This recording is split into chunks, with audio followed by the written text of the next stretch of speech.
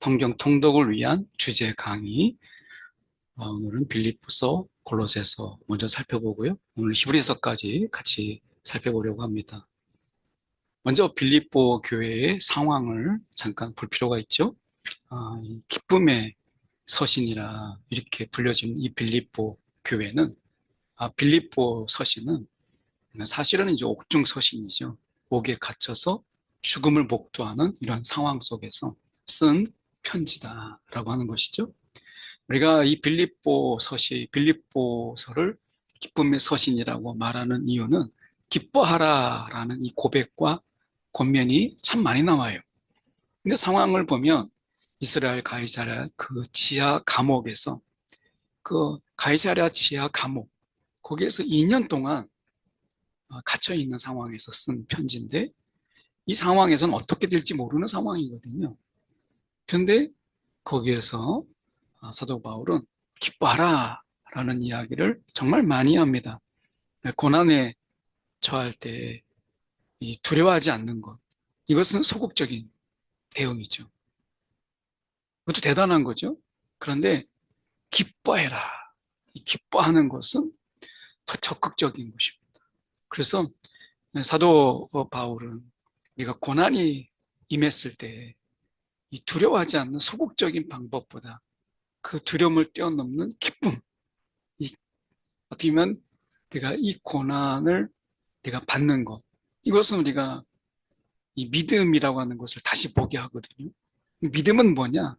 그리스도를 우리가 믿는 것 뿐만 아니라 그를 위하여 고난을 받는 것까지 포함해요. 그래서 믿음, 내가 지금 고난을 받는다라고 하는 것은 예수를 믿고 있고 잘 믿고 있고 제대로 믿고 있구나 라고 하는 믿음의 확신, 이거죠. 이것 때문에 기뻐하는 거예요. 오늘 우리가 믿음 안에 이미 고난이 포함되어 있다라고 하는 이것을 분명히 다시 한번 기억할 필요가 있어요. 빌립보서 3장 3절에서 4절까지는 행악하는 자가 나옵니다. 이 행악하는 자가 누굴까? 율법주의자들. 대표적으로 율법을 지켜야 된다. 할례를 받아야 된다라고 하는, 그래서 육체를 신뢰하고 할례를 추종하는 이런 자들이죠. 그래서 예수 믿는 걸 안 돼. 율법을 지켜야 돼. 육체에 할례를 행해야 돼. 라고 하는 이 부분에서 벗어나지 못하는, 그냥 거기에서 한 발짝도 나가지 못하는, 그러면 예수의 십자가 아무 의미가 없는 거잖아요. 그리고 3장 19절에 보면 그들의 신은 베라 라고 하는, 이것은 하나의 어떤 이방 종교 그리고 행악하는 자들에 대해서 조롱하는 거죠. 결국 그들의 신이 뭐냐? 먹고 마시는 거, 여기 있다는 거죠. 그래서 사도 바울은 우리가 하나님의 나라와 의를 구하라. 먹고 마시는 거, 이방인들처럼 그거 구하지 마라. 하나님이 다 주신다라고 이야기하잖아요. 그래서 3장 20절에 이 하늘의 시민권을 생각하지 않고 땅의 일만 생각하는 그런 자들이에요. 특히 이 빌립보 도시는 굉장히 사는 자들이 로마의 이 시민권을 가지고 있다는 것 때문에 굉장히 자부심이 높았어요. 그래서 그들은 로마인들과 다르지 않다. 로마와 다르지 않는 그런 당당함, 로마의 시민권을 가지고 있다라고 하는 것에 굉장히 자긍심을 가지고 있었는데, 사도 바울은 하늘의 시민권을 생각해라. 하늘에 속한 자. 땅의 일만 생각하지 말고 하늘의 시민권을 가진 자, 이것을 잊지 마라 라고 역설적으로 이야기하죠. 오직 표대를 향하여서 달려 나갈 뿐이라. 땅의 일만 생각하지 말고 표대를 향하여서 달려가는 경주자의 모습으로 살아라. 이렇게 이제 권면하는 거예요. 그러면서 궁극적으로 고난을 이기는 방법, 그것은 뭐냐? 고난을 이기고 어떻게 우리가 기쁨으로 살아갈 수 있는가? 그리스도를 본받아라.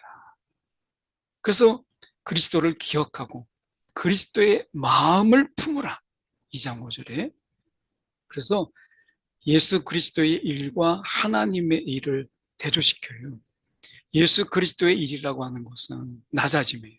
예수 그리스도의 일과 마음은 한없이 자신을 비우는 낮아짐. 근데 그 낮아지신 예수를 하나님은 높이세요. 이것은 내가 이렇게 낮아지면 하나님이 나를 높이시겠지라고 하는 대가가 아니에요. 이 하나님의 높이심은 하나님의 일로서 정말 예기치 않은 하나님의 은혜죠. 물론 기대는 하죠. 이 기대가 있다라고 하는 것은 믿음이에요. 그런데 하나님의 의무 당연한 건 아니라, 내가 이렇게 세상에서 예수의 마음으로 낮아진 자의 삶을 살았는데 하나님이 나를 높이시겠지라고 하는 기대를 넘어서 높이셔야 돼라고 하는 것은 은혜가 아닌 거예요. 오늘 하나님의 높으심은 하나님이 예기치 않는 가운데 주시는 은혜다. 기대나지만 하나님의 의무는 아니다라는 거죠. 그래서 우리가 이런 것을 다 뒤로 하고 예수의 마음과 예수의 행하심을 통해서 그냥 낮아지는 거예요. 나머지는 그냥 주님께 맡기는 거예요. 이게 은혜를 바라보는 자의 삶이죠. 그리스도를 본받는 자는 대가를 바라는 게 아니라 오늘 예수의 마음을 품고 살아가는 자다. 그래서 예수를 기억하면, 내가 예수를 본받고 있고 예수의 삶을 내가 사는구나라고 하는 이것 자체가 이미 기쁨인 거예요. 예수님도 고난을 이기셨고 당하셨던 것처럼 우리도 고난을 받는다는 게 얼마나 기쁜 거예요. 사도 바울은 여기에서 기쁨을 찾았어요. 그러면서 자족의 은혜를 이야기하죠. 자신이 처한 상태에서 만족하고 감사하는 것. 그냥 체념하는 게 아니라 그 상황에 만족하고 감사하는 것. 예기치 못했던 어떤 상황이든지 간에 그 감사로 견뎌내는 힘, 이게 자족이에요. 그냥 푸념하고 그냥 체념하는, 이 단념하는 이런 게 아니라 오히려 감사, 이 만족하고 감사하는 것. 여기에 자족이 있다는 거죠. 이 자족할 수 있는 능력이 있기 때문에 감옥에 갇혀 있어도 그는 감사할 수 있었어요.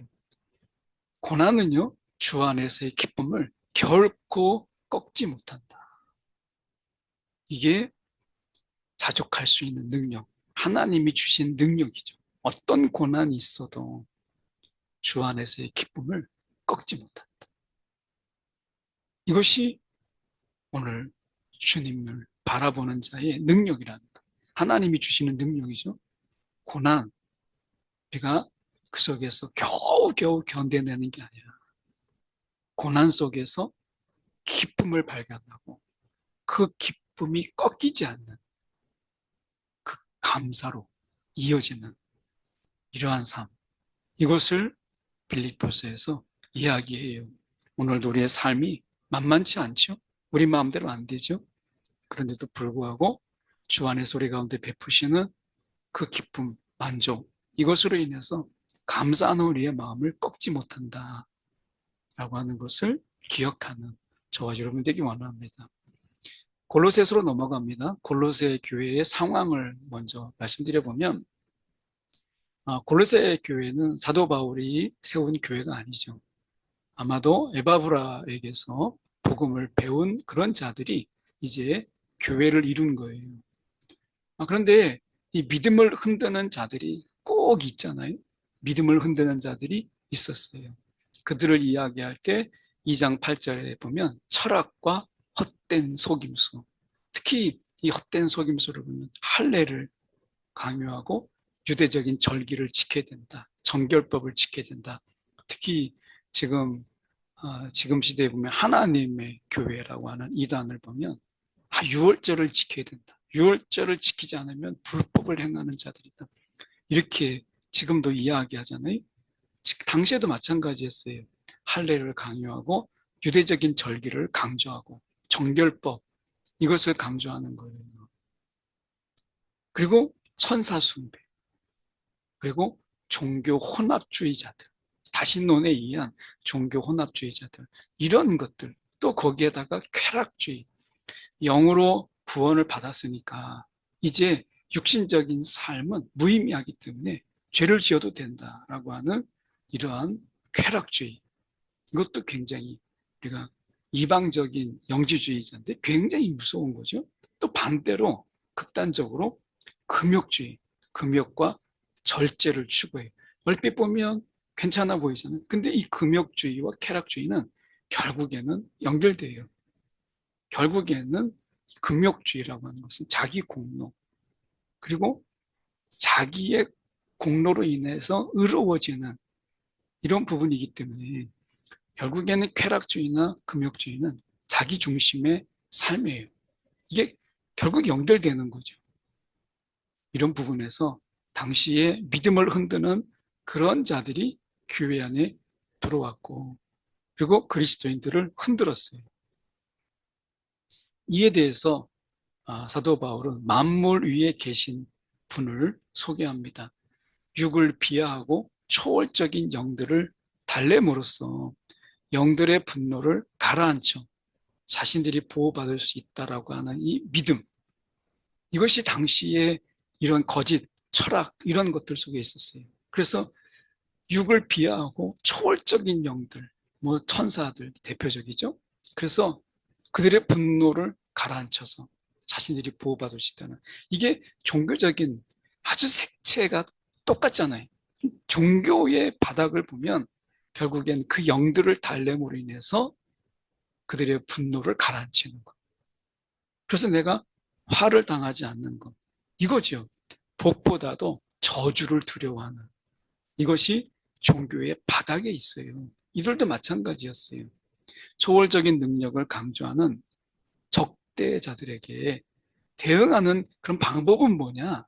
그것은 우주의 근원을 밝히는 거예요.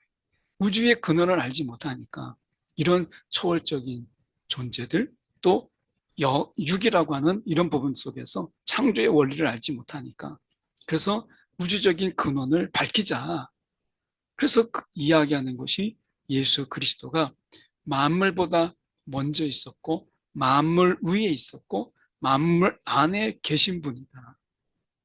모든 것들보다 먼저 계셨고 모든 것들 위에 계시고 모든 것들 안에 계시는 예수 그리스도. 그가 아니면 아무것도 존재할 수 없는 이 예수 그리스도. 예수 그리스도가 우주의 근원인 거예요. 그분이 만물보다 먼저 있었고 어떤 만물보다 위에 계시며 만물 안에 계시는 분이시다. 사도 바울은 예수를 소개함으로 인해서 이 모든 것들이, 이 적대자들이 이야기하는 철학과 이 헛된 속임수가 얼마나 의미 없는 것인가라고 하는 것을 말씀하고 있는 것이죠. 그래서 이야기합니다. 인간은 영과 육으로 분리할 수 없는 실체적이며 통정적인 존재다. 통전적 존재. 이것이 굉장히 중요하죠. 다른 말로 하면 전인적인 존재다. 전인적인 존재. 영과 육을 분리할 수 없다. 물론 사람의 이 죽음이라고 하는 것이 영과 육이 분리되는 것, 그것이 죽음의 하나죠. 근데 인간으로 이 땅에 산다라고 하는 것은 영과 육이 분리할 수 없는 전인적인 존재, 통전적인 존재다라고 하는 것입니다. 그러면서 예수 그리스도 안에서 우리는 새 사람이다. 새 사람. 이 새 사람에게는 새로운 생명이 우리 가운데 있는데, 그리스도 안에서의 그 생명은 육적인 것들과 스스로를 비하하는, 육적인 것들을 막 비하하고 스스로를 막 비하하는 이런 것이 아니라, 이게 막 자기를 막 까는 거죠. 그런데 서로를 사랑하는 것, 서로에게 유익을 끼치는 것, 이것은 새로운 그리스도 안에서 새 사람이, 생명을 우리가 누리는 자들이 사랑을 통해서 생명이 흘러가게 하고 그 생명의 영향력으로 인해서 서로에게 유익을 끼치는 것, 이것을 통해서 우리는 그리스도 안의 생명을 이 땅에서 누리는 거예요. 그래서 서로를 사랑한다라고 하는 것은 이제 새 사람으로서 그리스도의 생명력을 흘려보내는 일인 거예요. 서로에게 유익을 끼쳐요. 해를 끼치는 게 아니라. 그래서 우리가 그리스도를 머리로 하는 이 교회는 이런 하나님의 질서, 서로를 사랑하고 서로에게 유익을 끼치고 그리고 서로 간에 우리가 덕을 세우는 이러한 부분 속에서 하나님의 질서를 드러내는 이런 부분들이 우리가 교회가 해야 될 일인 거죠. 하나님의 질서를 세상에 드러내는 것. 세상은 이 세상에서는 카오스, 혼돈이에요. 그런데 하나님의 질서, 이 코스모스, 하나님의 질서를 드러내는 것. 이것이 교회의 역할이다. 데살로니가 전후서, 디모데 전후서 함께 같이 살펴보도록 하겠습니다. 먼저 데살로니가 교회의 상황입니다. 많은 이 환난 가운데서 성령의 기쁨으로 말씀을 받음으로 믿는 자의 본이 되죠. 굉장히 이제 신생교회인데 굉장히 활발하게 이 성령의 기쁨으로 말씀을 받아요. 그래서 어떻게 보면 이 초기 기독교 박해 이것은 굉장히 간헐적이었다가 4세기 들어서 굉장히 광범위하고 대대적으로 박해가 일어나게 되는데 1세기 초 그리스도인들에게 있어서 박해는 일상적이었어요. 그리고 이방 세계에서 그리스도를 믿는 일은 우상들과의 끊임없는 싸움이었어요. 이 데살로니가 교회도 마찬가지죠. 그래서 이런 박해와 우상들과의 싸움, 이런 속에서 이제 믿는 자의 본이 된다라고 하는 것은 굉장히 중요한 문제였죠. 근데 이 데살로니가 교회에서 이제 닥치는 어려움이 있었어요. 이 임박한 미래에 대한 종말론적인 어떤 믿음, 종말론이 이제 좀 어려운 부분이 있었죠. 데살로니가 교회는 사도 바울이 오래 머물지 않았어요. 그러는 가운데서 미처 이 종말론을 체계적으로 가리킬 틈이 없었던 것이죠. 그런데 이 종말론적인 이 거짓된 이런 교리들이 이 데살로니가 교회에 오게 돼요. 그래서 이런 임박한 미래에 대한 종말론적인 믿음을 1장 10절에서 말씀하는 걸 보면 이런 부분에 대해서 이제 어려움이 생기는 거죠. 자, 어떻게 보면 임박한 미래 속에서 우리가 고난을 견디는, 박해를 견딜 수 있는 원동력, 그것은 뭐냐면 이제 예수님이 오신다, 이제 곧 오신다 라고 하는 이런 부분이었잖아요. 그런데 예수님이 오지 않는 거예요. 임박한 종말론적인 믿음을 가지고 있었던 그들에게 예수가 오지 않았고 순교하는 자들이 생겨나가는 거예요. 그러니까 막 순교자들이 생기고 예수는 오지 않고 이런 가운데서 그들이 당황하는 거죠. 그런데 사도 바울은 이야기합니다. 어떻게 위로하느냐? 예수를 그리스도로 고백하면 고난은 피할 길이 없다. 고난은 당연한 거다. 이렇게 얘기해요. 이게 사도 바울적인 위로의 방식이에요. 놀랍죠? 예수를 그리스도로 고백하면 고난은 피할 수가 없어. 이게 위로라는 거예요. 이게 사도 바울이 위로하는 거죠. 그러면서 얘기하는 게 세상과 다른 삶을 살아라. 고난은 피할 수 없어. 세상과 다른 삶을 살아라. 새로운 삶을 요구하는 거예요. 어떻게 보면 매정하다 생각이 들지만 이것이 현실이에요. 신앙의 현실. 그러니까 신앙 안에서 이 박해, 고난은 피할 길이 없어요. 당연하게 여기고 그럴 바에는 그들과 동화돼서 그들과 적당한 타협으로 살지 말고 세상과 다른 삶을 살아라. 이게 중요하다. 사도 바울은 이렇게 이야기하는 거예요. 그러면서 바른 종말론을 이야기합니다. 예수는 분명히 다시 오신다. 다시 오신다. 그래서 우리는 부활에 참여하는 자가 되고 죽은 것이 아니라 자는 것이다. 이렇게 이야기합니다. 그래서 부활의 때, 이거는 모른다. 하나님의 주권에 속한 것이기 때문에. 그래서 우리가 중요한 것은 5장 1절에서 11절까지 강조하는 게 그때를 준비하면서 깨어있는 것. 그러면 깨어있는 게 뭐냐? 우리가 많이 이야기하잖아요. 깨어있으라. 깨어있는 게 뭐냐? 하나님의 뜻인 거룩함을 이 땅에서 실천하는 것. 구별된 삶을 사는 것. 새로운 삶을 사는 것. 바로 그거죠. 그 대표적인 게 항상 기뻐하라. 쉬지 말고 기도하라. 범사에 감사하라. 이게 세상과 우리가 구별된 삶의 모습이에요. 항상 기뻐하라. 쉬지 말고 기도하라. 범사에 감사. 별거 아닌 것 같은데 이게 얼마나 어려웠고 얼마나 구별되게 하는가를 우리가 보게 돼요. 우울한 세상, 울적한 이 세상 속에서 기쁨의 이유를 묻는, 도대체 뭐가 이렇게 기쁘냐. 이게 구별된 삶이잖아요. 기도해요. 하나님께 간구하고 하나님께 부르짖어요. 범사에 감사해요. 이것이 우리가 거룩함을 이 땅에서 실천하는 삶의 모습이고 삶의 결과들이죠. 그래서 기쁨, 기도, 감사. 이 세 가지가 바른 종말론적인 삶을 살아가는 자의 모습이다. 사도 바울은 이야기하고 있는 것이죠. 데살로니가 후서는 이제 위로의 하나님을 소개해요. 이미 종말이 왔다는 소문이 들려요. 그래서 2장 2절에 보면 이제 종말이 왔다. 예수가 다시 이미 왔으나 예수를 보지 못했고 부활도 경험하지 못해서 막 혼란스러움에 빠지는 거예요. 그런 가운데 이제 위로의 하나님을 이야기하면서 바른 종말론을 이야기하죠. 그러면서 사도 바울은 이 게으름에 대한 경계를 이야기해요. 종말이 왔다고 생각하니까 야, 더 이상 일할 가치가 없네? 이제 끝났다. 이렇게 되잖아요. 옛날에 우리가 다미성교회 이런 문제가 있었잖아요.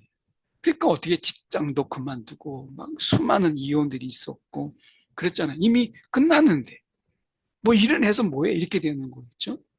그게 아니다.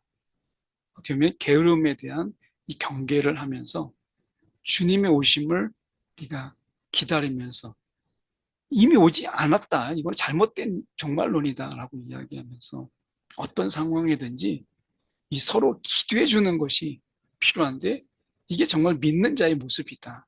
서로를 위해서 이런 상황일수록 우리가 중보기도가 필요하다라고 사도 바울은 이야기해요. 디모데 상황을 우리가 보면 디모데전서, 디모데후서로 넘어가서 보면 이 목회서신입니다. 디모데 전후서, 디도서는 목회서신이에요. 그래서 다른 것들도 목회적인 이런 권면이 있지만 교회의 질서, 목양에 대한 권고가 특별히 많이 나오기 때문에 내가 목회서신이라 이렇게 이야기합니다.